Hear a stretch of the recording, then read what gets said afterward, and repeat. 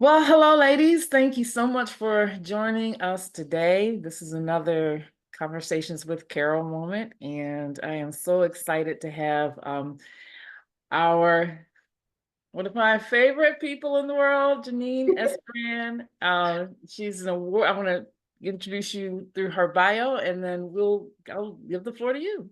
Janine is an award-winning executive career coach, an international speaker, and a former lawyer committed to transforming careers and organizations for the better. With a deep understanding of career transitions, both from her own journey and her work with clients, Janine helps professionals align their roles with their strengths and their values using her proprietary data methodology.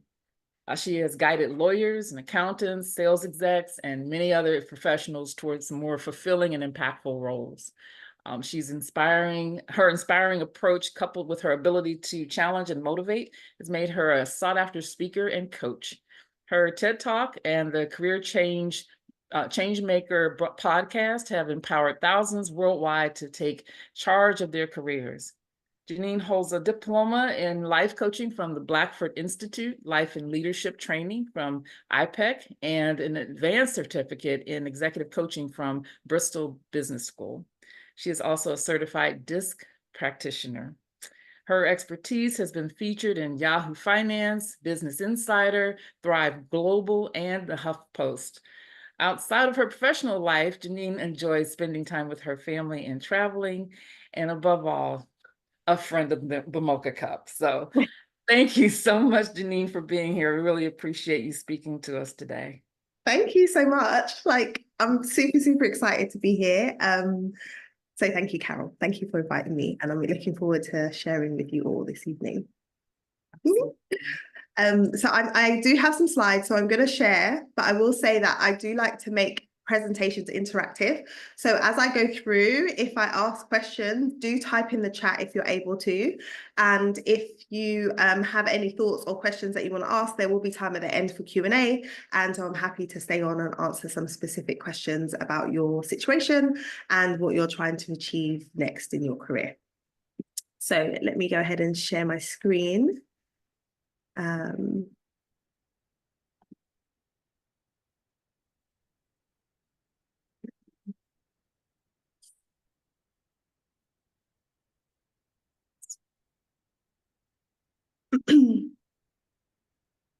Can you ladies see this? Yes, looks great. Okay, yes, awesome. Great. So welcome. Super, super excited to be here. Already Carol's given the long bio, which is the official bio. It was delicious. We had to share. But yeah, I wear lots of hats. I have worn lots of hats. So mainly former lawyer, career strategist, executive coach, TEDx speaker, podcast host. And I'm someone who has my fingers in lots of pies a lot of the time, and then I get overwhelmed. Then I have to speak to Carol, and then I'm like, okay, everything is well with the world again. And so that's just a little bit about my background. But today I want to talk to you about being the CEO of your career and really looking at how you shift from the passenger seat to the driving seat in your career, how you go from being passive and hoping that things will turn out the way that you want to being active and making things turn out the way that you want to. So before I dive into kind of breaking down what we need to be thinking about, I want to start high level. So oftentimes when we're thinking about our careers, we can be very much focused on our current situation and what's going on for us in our careers, in our lives. But what's important to do is zoom out and think about the context in which we're currently operating. So I just want to ask, before I dig into sharing a little bit about these things that are on the screen, like how many of you have heard of all of these, any or all of these concepts? So the Great Resignation, the Great Reshuffle, quiet quitting, quiet hiring. If you've heard of any of these, or you know what they are, you've heard of them, then just type a yes in the chat. If you haven't, then say no, just so I know how much detail to go into. Yes.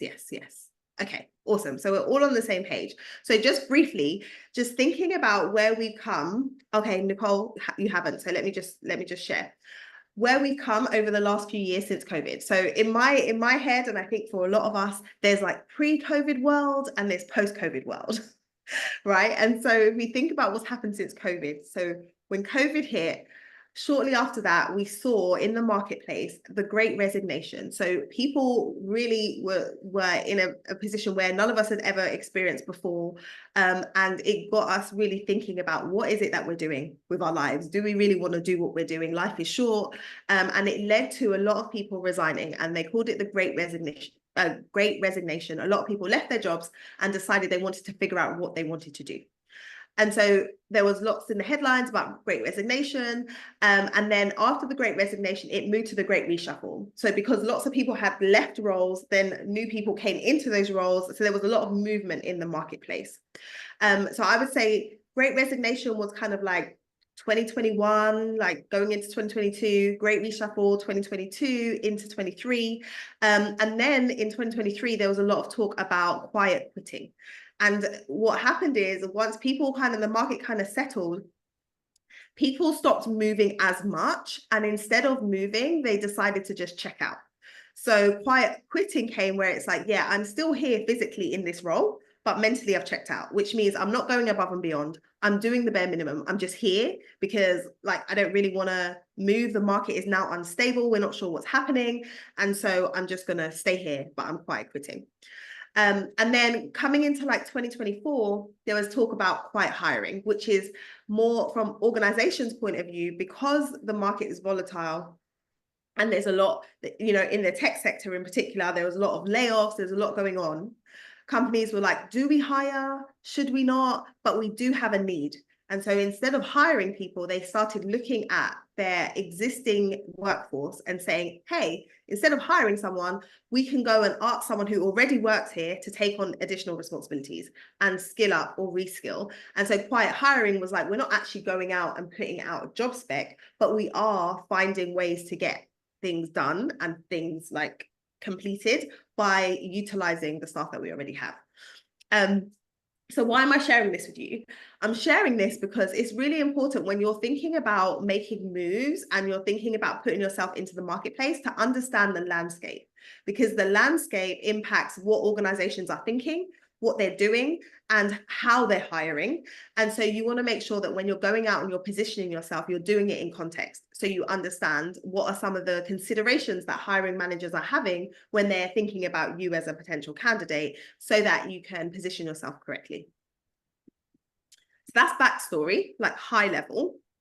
But like, let's now kind of dig in a bit. So let's think about the role of a CEO. There's a reason why I say be the CEO of your career. If you think about a CEO traditionally in an organization, they have a few primary functions, right? Chief Executive Officer. They are in charge of creating and communicating the company vision. So saying like, this is what we're doing, this is where we're heading. And also developing the commercial strategy. So once they've got the vision for where they're taking the company, they then have to think about, okay, how are we going to make it happen? So they will look at, we need to drive marketing and we need to make sales. They'll look at creating a product or service that's really going to make an impact in the market. They'll look at how we're actually going to manage and grow the company finances, right? So they'll have the strategy, and then they'll be like, okay, what resources do we need to support in that execution? So as a CEO, they have their eyes on both, right? They're thinking about the vision, but they're also thinking about the strategy. And so when we're thinking about you being the CEO of your career, the encouragement is that you take a similar approach. I'll get to that next. You take a similar approach. So you want to be thinking on two tracks. It's like, what is the vision that I have for my career? And also, what is the strategy that I'm going to employ to get there? Now, your vision could be your vision in that you've set it, or it could be a vision that's set by somebody else, but it's for you to determine like, what is the vision that I want to hold on to right now? Because oftentimes, as we move through seasons in our careers and in our lives, well, more so our lives, we move through seasons in our lives, what we want for our careers can change and can shift, right? So for me, this is me and my mum. I remember distinctly having a conversation when I was 8 years old, and we were going back and forth. Like I was quite She would say argumentative. I would say opinionated as a child. And I remember us having this conversation. She got very frustrated. She's like, oh, you should be a lawyer because you have an answer for everything. And it was in that moment that the seed was planted that I should be a lawyer, because she said that. And it wasn't until years later that obviously I followed that path, but her saying that in that moment really set the trajectory for me to go down this path. And so the seed of the vision was planted with her statement, right? It wasn't necessarily something that initially came from me. And I followed the path. I became a lawyer. I started practicing law. And I was really influenced when I was about 15, 16. I used to watch a program called Ally McBeal. I don't know if any of you used to watch it.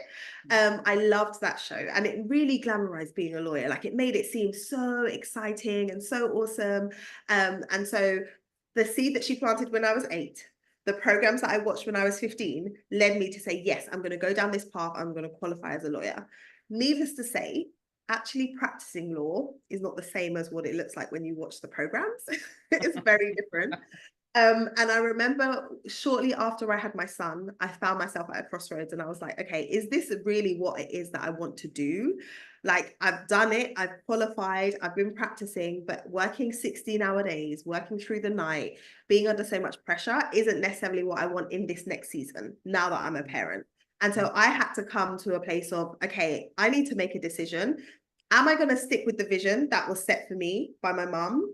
Am I going to pursue that because I made a decision when I was 8 or 15? Or am I going to decide on something different?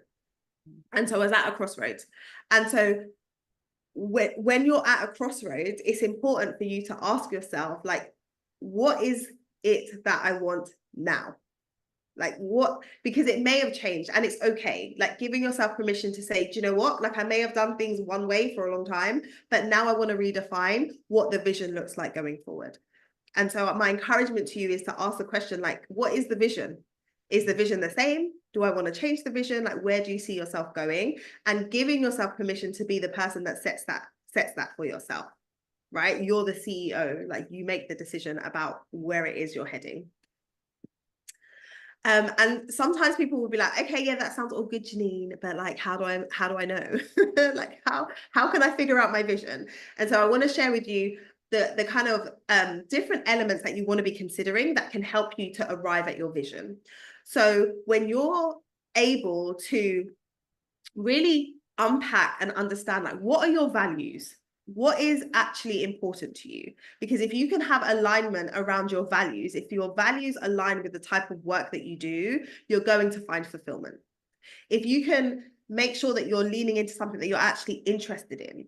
A lot of the people that I work with, clients that I've worked with in the past, where there's a disconnect is where they're working for an organization or in an industry that they don't really care about. I don't really care. Like, I remember when I was working for an oil and gas company, I had to sit and draft these long 80, 100-page contracts. And quite honestly, I didn't really care. Like, I didn't really care about the subject matter, versus when I was working for a professional development company that had software that was supporting professional development. I was all over it. I was like, yeah, I can draft the contract, because I was interested in it. And so figuring out, like, how do I infuse my interest into what it is that I'm envisioning for myself? Your strengths. So often people are frustrated in the work that they do because the work that they do isn't aligned to their strengths. They're going against the grain all of the time. The work that they have to do and the tasks that they have to do are not actually things that they're either good at or that come naturally to them. So they're always having to work hard. Whereas if you know what your strengths are and you can leverage them, it makes the work that you do easier, and it also makes the impact greater because there's alignment there. So I know that I'm a people person. So put me in a position where I get to talk all day, I'm good. But when I'm sat in a room by myself, not so much. And so understanding that means that I can be like, yes, this is where I'm supposed to be, versus what sounds good or what looks good. You know, everyone will say, oh, you're a lawyer, that's a fantastic job. I mean, it is for the right person, but it just wasn't for me. And then the last thing to think about is, what is your definition of success? Because by external standards, it's like, okay, do you earn enough? Do you have the status? Do you have this? Do you have that? And that might not be your version of success, right? It may have been, but it may also have shifted. And so you deciding my version of success looks like this, and having all of those things together and really considering what type of opportunities could I pursue that allow me to infuse all of these things is going to help you to be on a path that's more aligned to you as an individual versus just the generic, like, oh, I'm going to go and look on a job board and see what tickles my fancy or what piques my interest. That isn't necessarily going to mean that it's aligned to who you are as a person and what's important to you. So those are the things that you can be thinking about in terms of vision. And I really like this quote. I must admit, I don't know who Andrew Bryan is, but I thought I'd give him credit. The quote says, one of the key elements of self-leadership is responsibility. If you can take responsibility, you can take action. If you take action, you get results. And when we're thinking about where you are now, if where you are now is not where you want to be in your career, then you have the opportunity now to take responsibility for changing it. And self-leadership is the first part of that. It's like, okay, what do I need to do in order for me to shift, rather than I'm waiting for external circumstances to change or opportunities to come my way. I'll give you a quick example of this. So this is a client that I worked with a few years ago, and she was feeling really unfulfilled in the work that she was doing. So she was a lawyer. She worked in-house for an organization, and she was contemplating making a transition because of the way that she was feeling.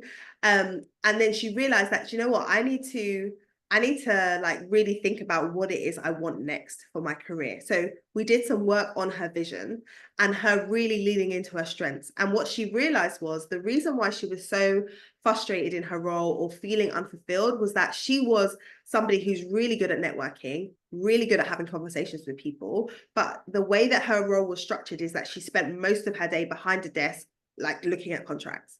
And it was driving her crazy. And so she realized that it's not so much that I don't want to do this work, it's just I don't want to do it in this way anymore. And so what ended up happening is she started to delegate some of the responsibilities that she had that didn't need to be sitting with her. And she freed up more time. So she started going to speak on behalf of her organization, be involved in panel discussions, get more involved in discussions with the executives.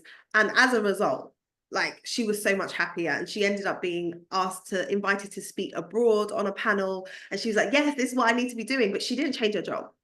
She didn't change and go to work for a different company. She just changed the way that her role was. And so there's opportunity sometimes when you start to get clear on what it is that you really want. You don't always have to leave. Like, it could be that there's a shift or a change that you make to the way that you're doing your work so that you can get the same outcome, but perhaps be doing it in a different way that's more aligned to who you are.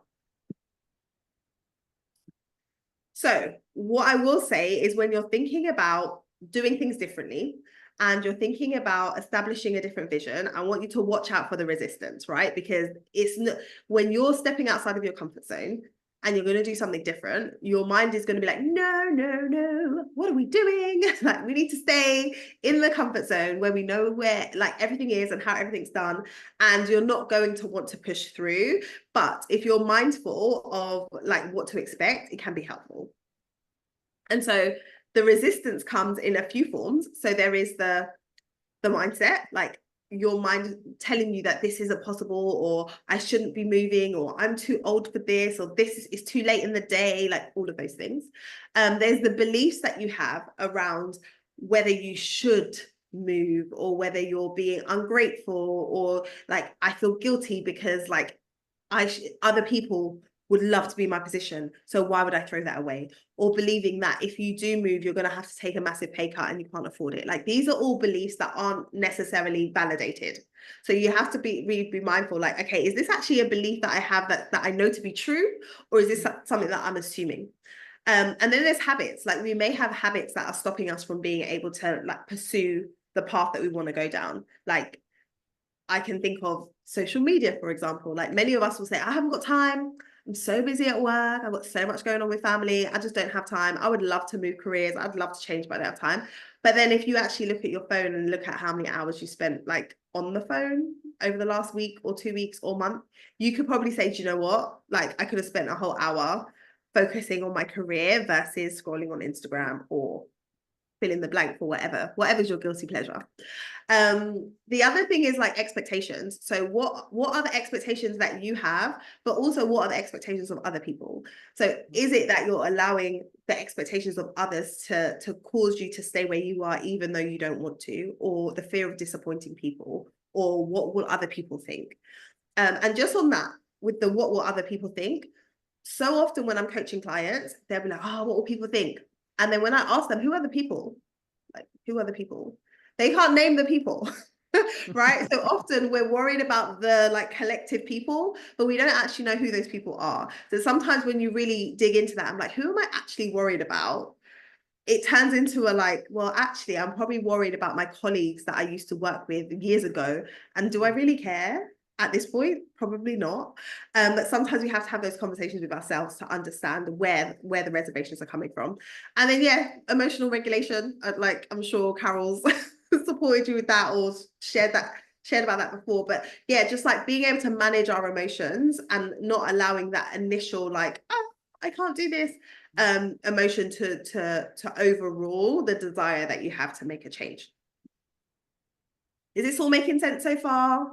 Give me a yes if you're still with me. Yes. Yes, ma'am. Sounds great. Oh, yeah.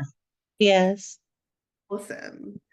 So the one that I want to dig into a little bit more here is the mindset. So when you are wanting to shift into being the CEO of your career, one of the things that you can be focusing on is shifting from having an employee mindset to having a CEO mindset. So I'm just going to give you a few examples of mindset shifts that you can choose to adopt.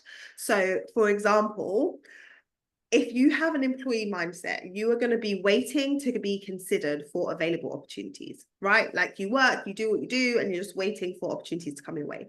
Whereas if you have a CEO mindset, you see the business or the market needs, and you initiate the creation of new opportunities. So, you know, in your current workplace, you might be like, do you know what? I quite like what they do over there in that department, but like I'm in this department, so I'm just going to keep doing what I'm doing.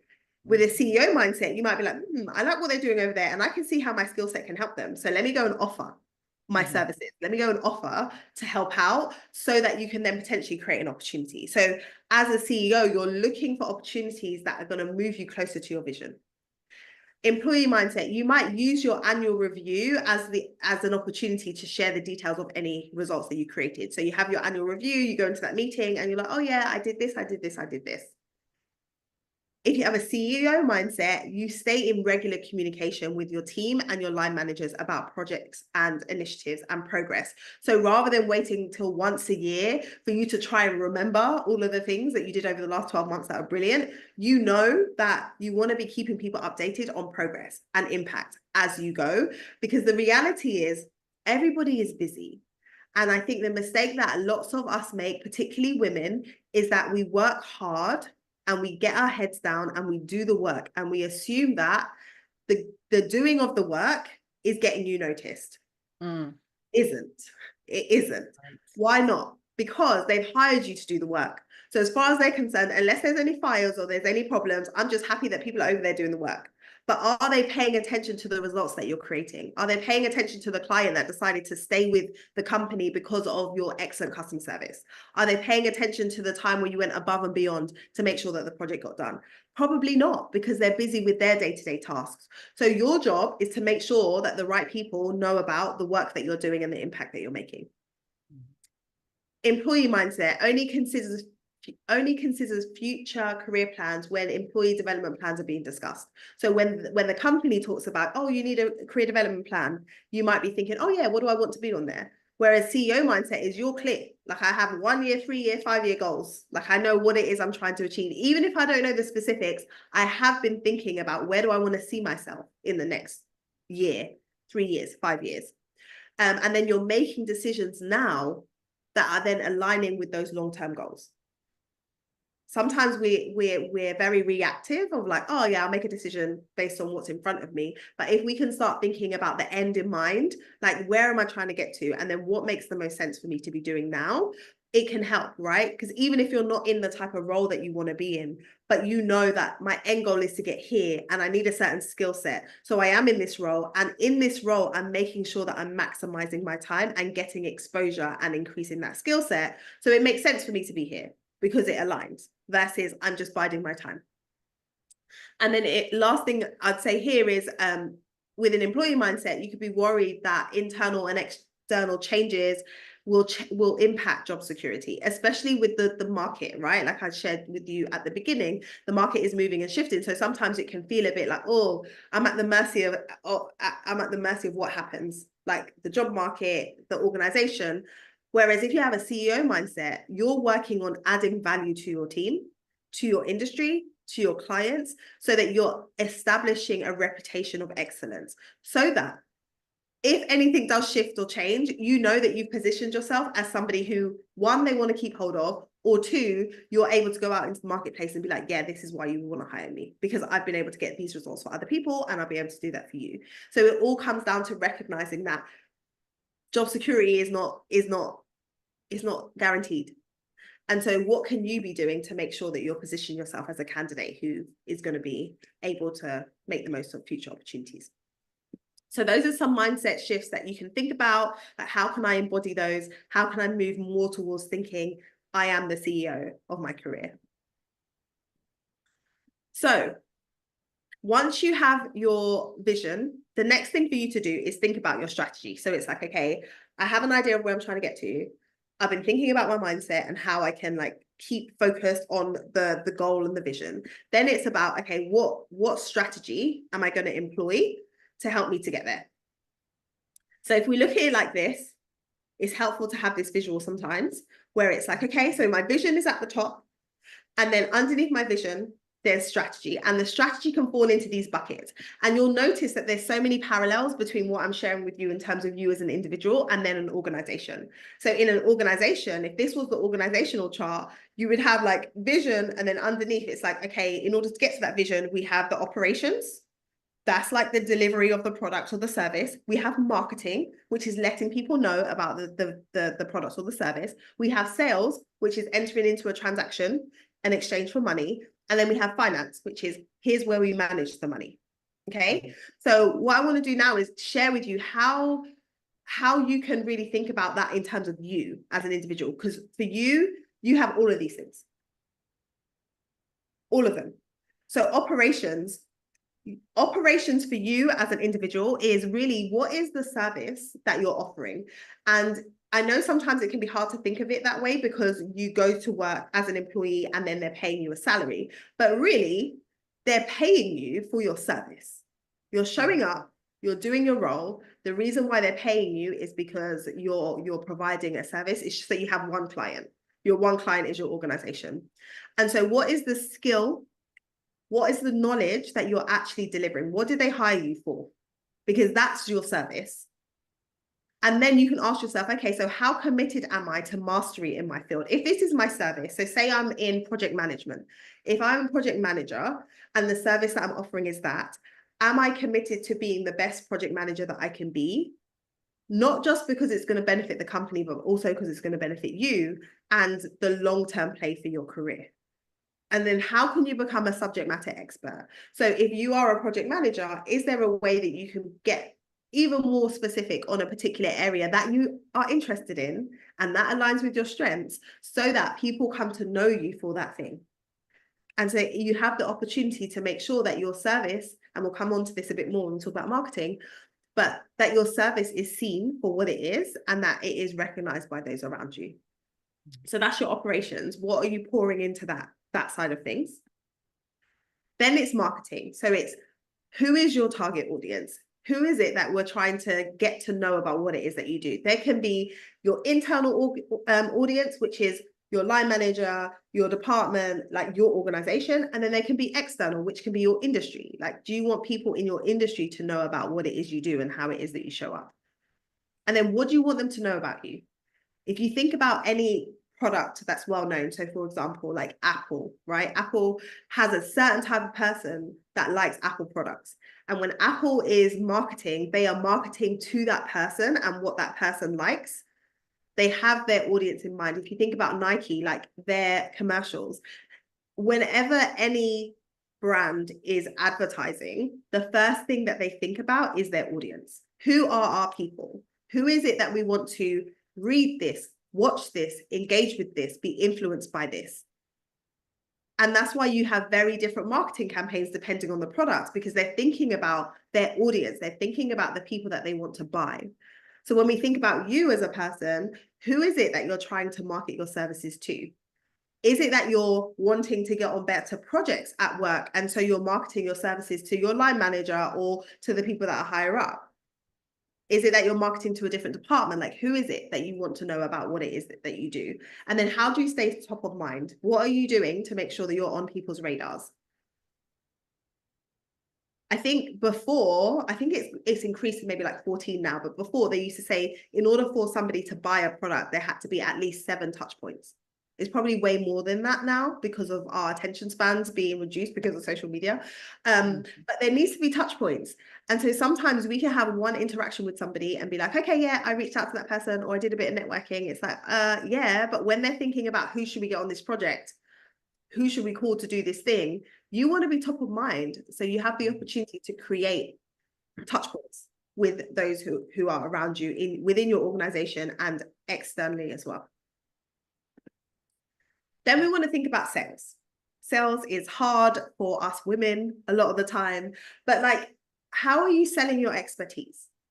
Do people really know what you can do, or are you downplaying it? So often we can be humble, we can be modest, which, I mean, it's an excellent quality, but not all the time. There's certain circumstances where we have to be able to toot our own horns. We have to be able to sell our expertise, because the reality is, if you don't tell them, how will they know? So when I got on the call today, Carol was like, oh, I'm going to read your bio. And it was so nice to read your bio. I didn't know these things about you. I've been working with Carol for like is it like a year and a half or something? Yeah. And there's things about me that she didn't know. Why? Because I didn't tell her yet. Or I didn't find that there wasn't the need to tell her. We didn't have that context. But that happens so often when I speak to women and they'll just make a like throwaway comment about something that they did. I'm like, what? Wait, hold on, what? You did what now? When? With who? Like, rewind. Why is this nowhere on your resume? Why am I not seeing this on your LinkedIn? And they're like, oh, yeah, I just did that thing. And I'm like, no, like, you need to understand, like, that one thing is the thing that will help you to stand out. That one thing can be a differentiator. And you'll just throw away comment like it's nothing. And so for many of us, we just overlook things that we've done because it comes easy. And this is the problem with your strengths. Like, when you're leaning into your strengths, because it comes easy and it feels easy, you don't always acknowledge the impact of them. And so my encouragement to you is to slow down and really take the time to look at, like, what is it that I've done? What experience do I have? What skill set do I have? And am I talking about it in a way that shows people how it can add value to them? So how often are you talking about what it is that you do? And are you aligning your expertise with business need? And I think this is so, so important, particularly now, because people have so many different skill sets, and you may be hired for one particular thing and may feel like in your workplace, you can only do that thing, but you've got a whole other skill set that your organization could find very, very useful, that your line manager could find very, very useful, but you're not mentioning it because it's not in your job spec. But actually, if we think more about how can I add value and how can I bring my whole self to the work that I do, then you have the opportunity to say, actually, I noticed, or I was on that call, the town hall meeting, or I was on that call when you mentioned that this is a challenge. I have a skill set in that. My role two roles ago, I used to actually do that. Or I used to work with the organization, or I have a contact. And so the more that you can be using your expertise and leveraging it and talking about it, the more you raise your visibility. And the more you raise your visibility, the more you can create opportunities for yourself. So selling, we need to be selling ourselves. And then lastly, it's finance. How do you manage and invest the money that you earn? How do you plan for your future growth? So it's like you're doing all this work, you're showing up, you're doing the work, you're executing the strategy, and you're getting your compensation for it. Are you managing your finances in a way that's helping you to reach your vision? Because the vision is like, here's what I want to do, but it's also, what life do you want to live? What lifestyle do you want to have? And what I will say with the finances is, oftentimes when you land a role, not everybody, but a lot of women that I work with are reluctant to ask for more, particularly if it's a role that you really want. So it's like, okay, I landed the role, they told me the salary, and I'm just be like, yeah, let's go. But there's always opportunity to negotiate. And there's always opportunity to go for more. And so often we leave money on the table. So I had a conversation with a client. So I worked with her a few years ago, had an update call with her the other day, and she went in for this role.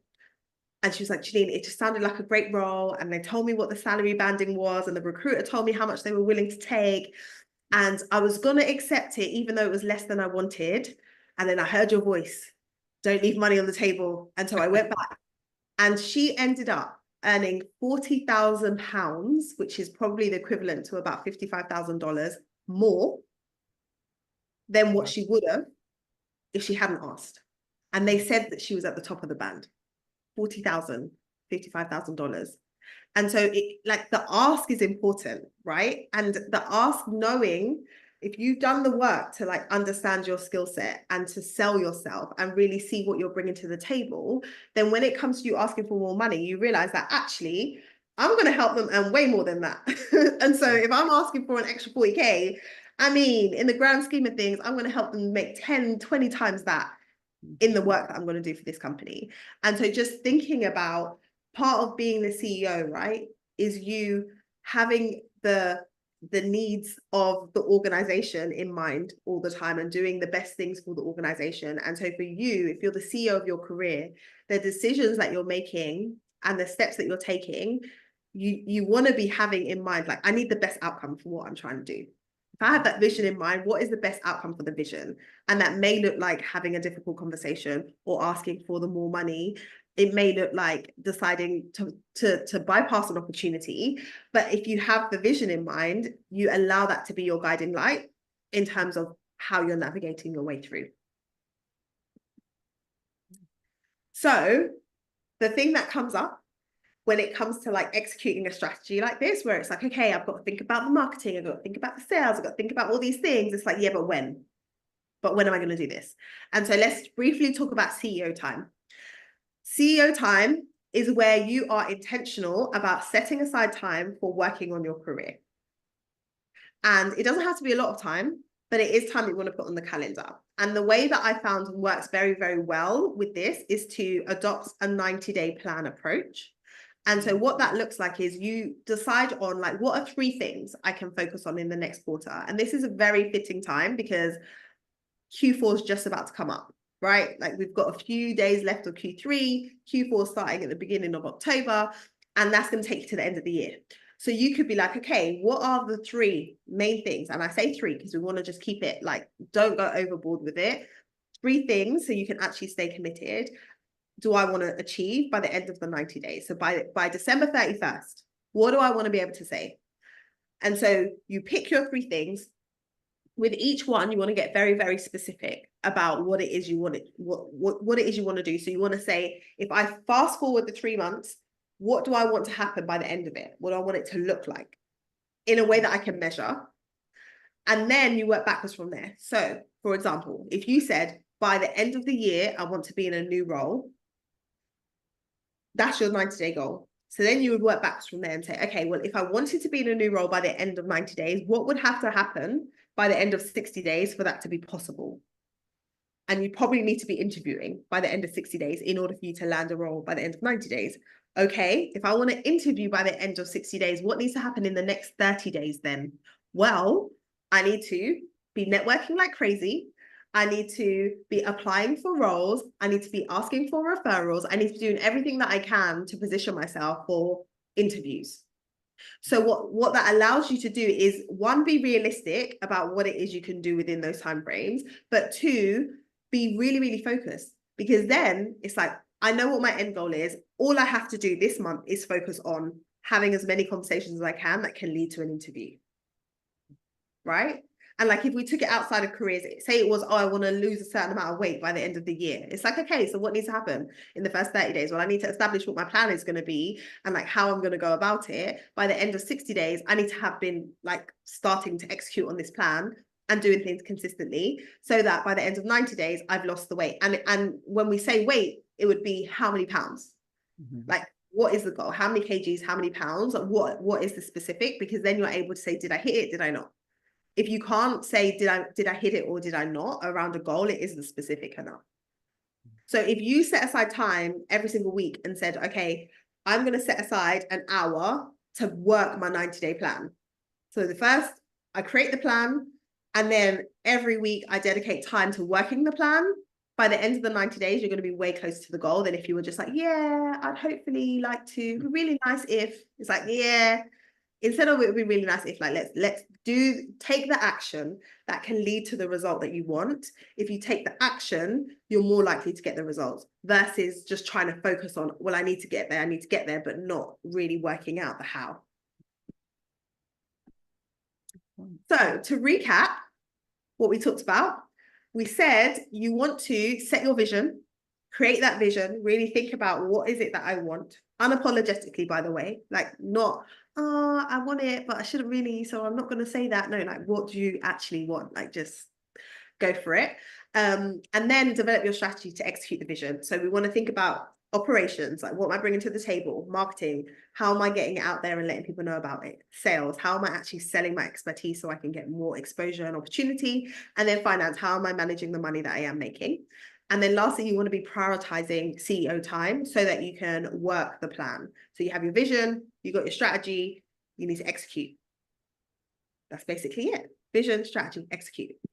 So that was a bit of a whistle-stop tour. Excellent. I love it. That's awesome. Do you guys have any questions? I'm happy to answer any specifics. If you have a scenario or situation for you that you're like grappling with as well, I'm happy to answer. Hi, Janine. That was awesome. This is Shannon. I'm so excited. So my question is, and hi everyone else too. My question is about marketing. So when you are marketing, because I heard what you said about you come to work, you do the work, and you're not always noticed for just doing the work. But how do you get noticed? How do you toot your own horn, especially as a woman, and do it appropriately or in a manner that's not braggadocious or over the top? Yeah. Like, how can you really let people know what you're about or what you can do without doing the most? So Yeah. So the thing that's really helpful is to be curious about what people are focused on. So as an organization, every organization is going to have a strategic plan and a focus. So whilst there's like the day-to-day operations of everything that needs to get done all of the time, there are going to be priorities for every company. So what you want to do is understand what are those priorities and how does the work that you're doing link with those? So often we're just in the weeds, like someone's asked me to do this, I'm just going to do it. And we don't always ask the context. So when you're asked to do something, it's like, okay, yeah, I'd love to get involved in this project. Like, share with me a bit about like, why are we doing this now? And how does this help us to get to our goal, right? When they share that with you, then you can use that information to give feedback. So they tell you, we're doing this project right now because we want to reach whatever goal. You execute on a project, you know you've got great results. You circle back and you're like, hey, I did this thing. I know that our goal was this. I know we got a really good result because I got feedback from the client. I got this, I got that. How are we doing? So it isn't just you going and being like, oh, I did this. It's within the context. And they're like, oh, great. Oh, thank you so much. I didn't know that you did that for the client. That's wonderful. Okay, here's where we are. So one, it shows what you've done, but two, you're showing an interest in the things they're interested in. And those are the people that they remember, because it's like, oh, she actually cares about what we're doing. Like if you think about being an executive, it's like your head is all up here in the strategy. Like we're trying to do this thing. Your employees are there on a day-to-day doing their job. If those employees actually show you that they care about what you care about, like you like them. You just automatically like, I like her. She's like on it.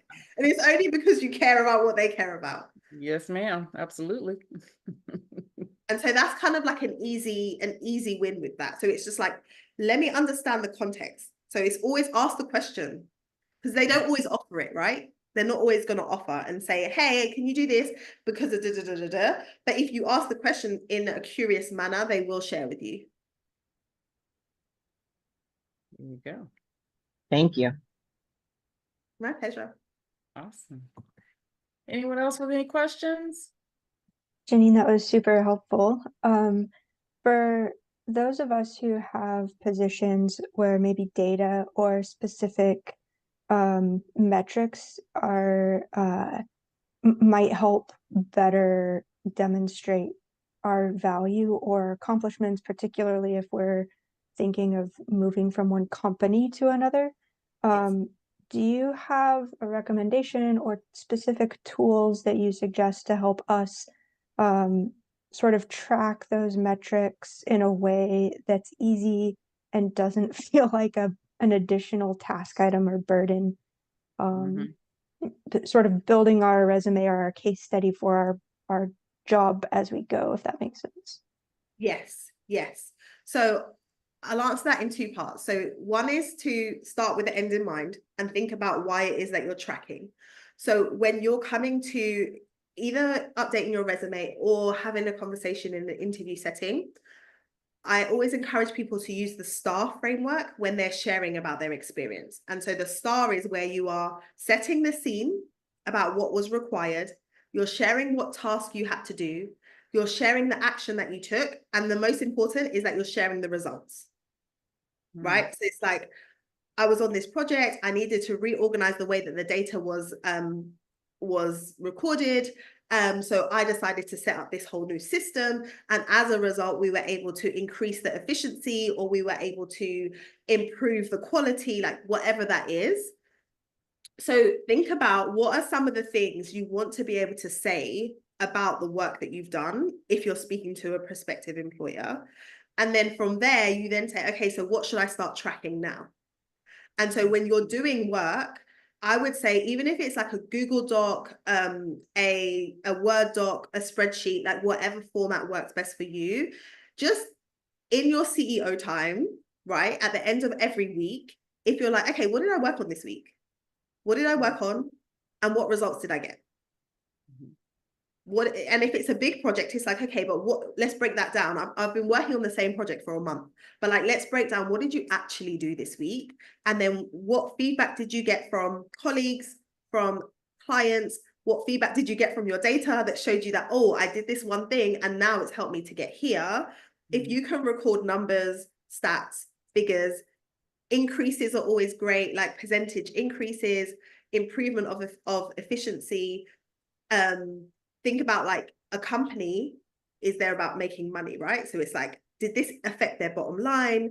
Did this minimize risk? Did this improve the way that we do things? Right. Those are the types of things that you want to track, because those are the things that they care about.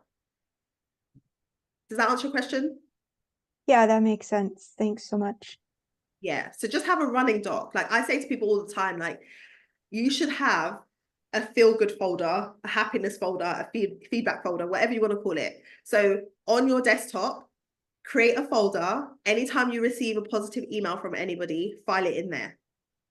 Anytime you get feedback verbal, write it down what somebody said and put it in that folder. It's helpful for like external when you want to sell yourself, but it's also helpful for you. So when you have those moments of like confidence dips or imposter syndrome and you're like, oh my gosh, I don't think I can do this, you go read the folder and be like, that was me. I did that. Yes. So sometimes you need to be your own hype person, and you forget, like our brains are hardwired towards the negative. So your brain will go to that negative feedback that you got, or that comment that a colleague made, or that manager that dismissed you in a meeting. Yep. And focus there and not on all the other things that you received as good feedback or compliments from other people. So related to that, and this is probably somewhat specific to my job experience, I'm in a position more where I am providing the positive feedback for the other people's work than I am receiving the feedback. How, from your perspective and experience, how much is my being more proactive than most other project managers that I work with in sharing the positive feedback that our consultants are receiving? helping me as well. So it's helping you in terms of your role as a manager. So what you want to be thinking about is like you're giving feedback to them. You can ask your direct reports for feedback also. So you can say like, hey, like, you know, what's your experience of me as a manager? Like, is there anything more I could do? I really want to make sure that your experience is positive, and asking them in that way, they're going to give you feedback on you as a manager. So they're going to be like, oh, I really appreciate the way you encourage me, or I really appreciate this. That's the stuff that you record. So now when you're moving to another role, and it's a management role, you're able to talk about the fact that you're really good at managing people. And because of your management style, you get good results from your team, because that's what a company's going to care about. Yeah, that makes sense. And if people are feeding that back, you want to make sure that you're feeding that up also, right? So like if you are getting that feedback from your direct reports, if you in your appraisal, or maybe you have a check-in with your manager, you can mention how well your team is doing, partly because of the way that you're giving them that feedback, or that you're managing them. So you can say like, I've noticed that my team is really responding well to the positive feedback that I give them. Like and then you can say like, I tend to make sure that after they've done a project that I give them, you know, constructive criticism, or I feedback to them. And I've noticed that since I've been doing that, their performance has increased. Or since I've been doing that, they're consistently hitting their KPIs. So again, you're giving the feedback, but in context, not just like, hey, I'm doing a really good job as a manager. It's like, because I'm doing that, this is the result for the company. That makes sense. Yeah, thanks. My pleasure. Anyone else? Any other questions? As you were talking, I was thinking about the hats. You were talking about the many hats you're wearing, and being a CEO, and thinking about all the different layers simultaneously. And it is a lot. But when you think about your own self being the CEO of your own product, your service, your talent is the product. You know, I think that reframing is really powerful in terms of like moving yourself from just like feeling like, oh, I'm just this person with this ability to do a thing, to a mindset of I bring an important skill to the table. I'm marketing myself in that way, with that kind of, the language change, I think, is really empowering, and it really changes, you know, the way you think. And we talk about, you know, CBT, cognitive behavioral therapy, how you change how you think, it changes how you feel, and how you changes how you feel, that changes how you act. And so just that language change, I think, is a really good cognitive reshuffle and reframing for being more empowered about your role. So thank you for that. That was awesome, man. My pleasure. I love it. I just learned this stuff today. So thank you for letting me share. Absolutely. Anytime. Is there a takeaway, any other like closeout takeaways that you want to share with us before you go? Yeah, I would just say, I think with this, for some of you, it's like a new concept to be like, oh, be the CEO of my career. It can feel like big, but I would just say that the most important thing is to think about the vision first and foremost, because nothing else happens until you like redefine the vision. And so give yourself permission is what I will say. Give yourself permission to dream and unapologetically set the vision. I remember that probably about, what we in now, 2024, so maybe around 2019, I was writing in my journal what my vision was, like what I wanted my ideal day to look like. And that can be a really helpful way to like set the vision. It's like, if it feels too big, it's like, okay, let me map out my ideal day. I literally wrote down like, my day would start like this. I'd wake up and I'd take my kids to school, and I'd start work at 10 o'clock. Like, I mapped it all out. I'd be working on a talk. And when I wrote that, it very much was like, oh my gosh, this would be amazing if it happened, but I'd never see how it can happen, right? My unapologetic vision. And a couple years later, well, after I went into my business full time, I had to move offices, and I was going through my stuff, and I came across that journal, and I read that entry, and I was like, I legit lived that day yesterday. Wow. Like, same day, how I mapped it out, I lived it yesterday. I was like, I said I wanted to start at 10 o'clock. I said I wanted to prepare for a talk. I said I wanted to be doing this. And I just like, I literally was doing that. And I was so mind blown because at the moment when I wrote it, it was so like pie in the sky. You're just here writing in your journal, like, I'd love for this to happen. And like, it actually happened. Like, oh. And so my encouragement is like, don't edit at this point. Don't edit. Don't say, oh, I don't know how this could happen, so then I'm not going to write it down. I'm like, just write it down regardless, because on a subconscious level, your brain is going to look for ways to make it happen. And you'll be able to be like, 2 years ago, I didn't think this was possible. And now I'm living it. That's amazing. I remember we had that I was moment. so like, oh my God. I'm saying to my husband, and he's just so like chill. So he was just like, okay. I was like, no, you don't. I need you to get excited. But yeah, so that's what I will say. Don't edit and just vision. And yeah, someone asked about Shannon asked about the podcast. So yes, the Career Changemaker podcast, you can find it on iTunes or on Spotify and all those places. So I share various tips on career change and like strategies for navigating your careers. And also come and connect with me over on LinkedIn, Janine Esbrand on LinkedIn. If you're not on LinkedIn, you ought to be. So come and connect with me over there. And so, yeah. Awesome. Wonderful. Thank you so much, Janine. We really, really appreciate it. I think everything you said was just so empowering and encouraging. Sometimes looking for a new job or taking ourselves to that next level can sometimes feel so overwhelming. And it's just really wonderful to hear, not just encouragement, but like see it from a whole different perspective. It's energizing. So thank you so much again for that. My pleasure. Thanks for having me. All righty, ladies. Well, thank you, young ladies. And we will talk to you next time when we have our next Conversations with Carol. Awesome. Bye. Yeah. Bye. Thank you. Mhm.